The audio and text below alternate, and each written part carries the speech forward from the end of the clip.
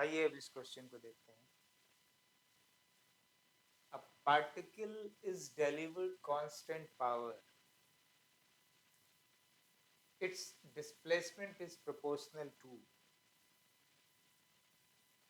एक पार्टिकल है जिसको कांस्टेंट पावर डिलीवर किया जा रहा है। तो क्वेश्चन में पूछ रहा है ये जो पावर डिलीवर किया जा रहा है उससे उस पार्टिकल में जो डिस्प्लेसमेंट हो रही है वो किसके प्रोपोर्शनल है।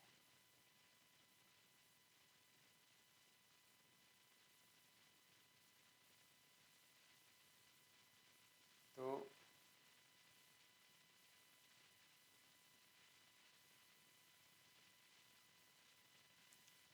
इसको आप ऐसे समझिए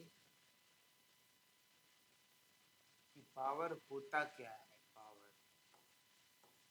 को कैसे फिजिक्स में डिफाइन किया गया है। पावर एनर्जी डिलीवर्ड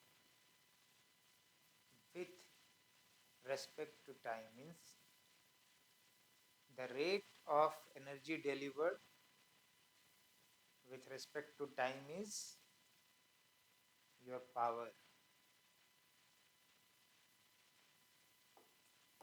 मतलब जो एनर्जी जो डिलीवर की जा रही है किसी पार्टिकल को और कितने समय में कितने वो एनर्जी जो डिलीवर किया गया है उससे डिवाइड कर दिया जाए एनर्जी के क्वांटिटी को टाइम से, तो आपको पावर मिल जाता है।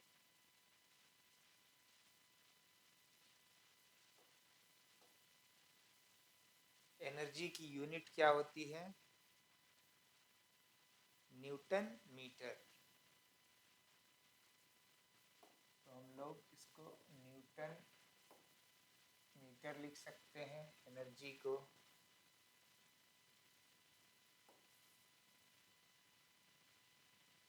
टाइम को क्या बोलते हैं? सेकेंड।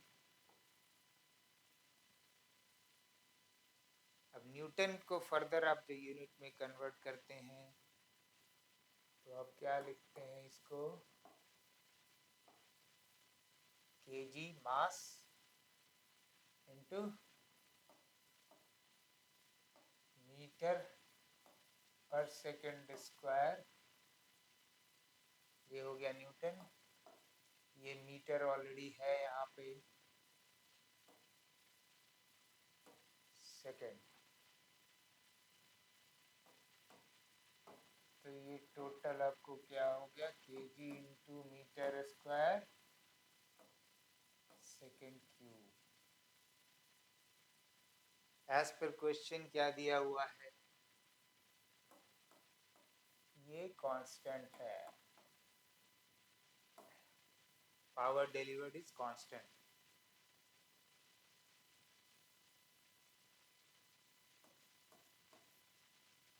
इसको अगर हम डायमेंशन के फॉर्म में लिख दें तो क्या मुझे मिलेगा? केजी के लिए आपका एम हो गया, capital M. Metre is your displacement, तो वो आपको एल स्क्वायर मिल गया। सेकंड आपका टी, कैपिटल टी।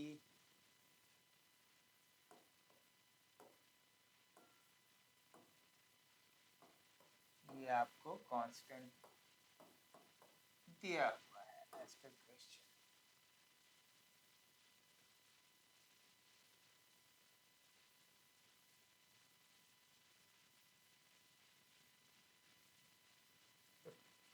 ये पूछ रहा है displacement. Displacement is represented by the dimension L. तो अगर हम लेफ्ट हैंड साइड में एल स्क्वायर रख लें और बाकी को इधर ट्रांसफर कर दें।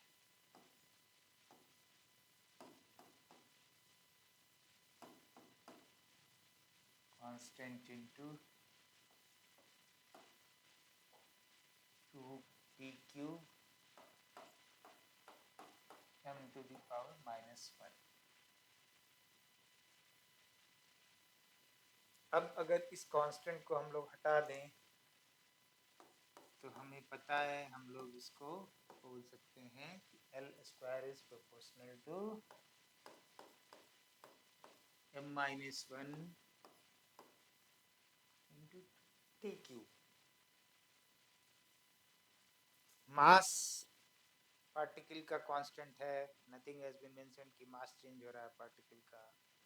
तो मास कांस्टेंट है तो ये भी मेरा कांस्टेंट होगा, तो ये भी प्रोपोर्शनलिटी से निकल जाएगा। तो हम लोग इसको फर्दर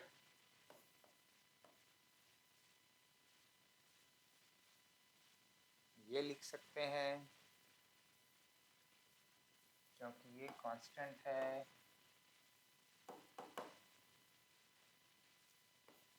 तो यहाँ से मुझे एल जो मिल गई वो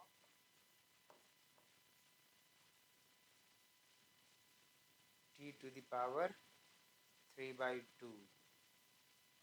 तो इसका मतलब क्या है, यही चीज क्वेश्चन में दिया हुआ है कि डिस्प्लेसमेंट किसके प्रोपोर्शनल है।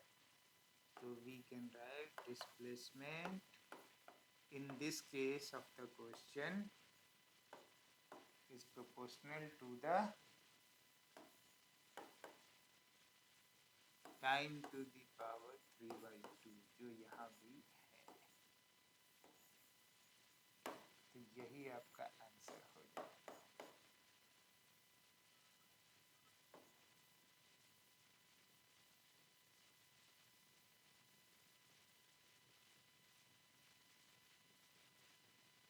होपफुली आप इस चीज को समझ रहे होंगे कि यहाँ से इसको इसमें कैसे चेंज किया गया।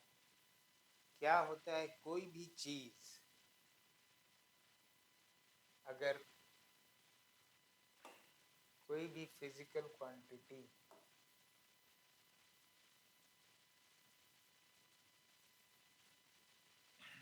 जैसे ए अगर मैं बोलूँ कि इज प्रोपोर्शनल टू बी,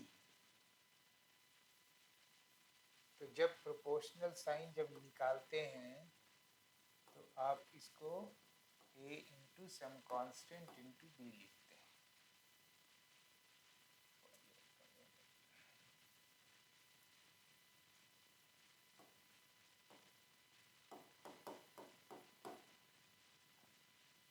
तो अगर मैं कांस्टेंट यहाँ से निकाल दूंगा तो वो a प्रोपोर्शनल b हो जाएगा, इसका जस्ट रिवर्स। तो इसी चीज को यहाँ किया गया, इस कांस्टेंट को मैंने हटा दिया, तो हटाया तो मेरा इक्वल साइन चला गया, इक्वल साइन चला गया तो ये इसके प्रोपोर्शनलिटी साइन आ गई, प्रोपोर्शनलिटी साइन आ गई, ये हो गया।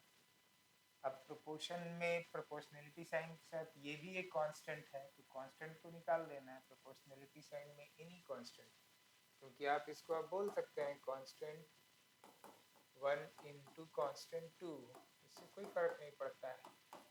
Constant 1 and constant 2 also is a constant, तो इसलिए ये दूसरा कांस्टेंट है तो इसको भी निकाल दिया, इसलिए ये इसके प्रोपोर्शनल है और ये आपको फाइनली आंसर दिया।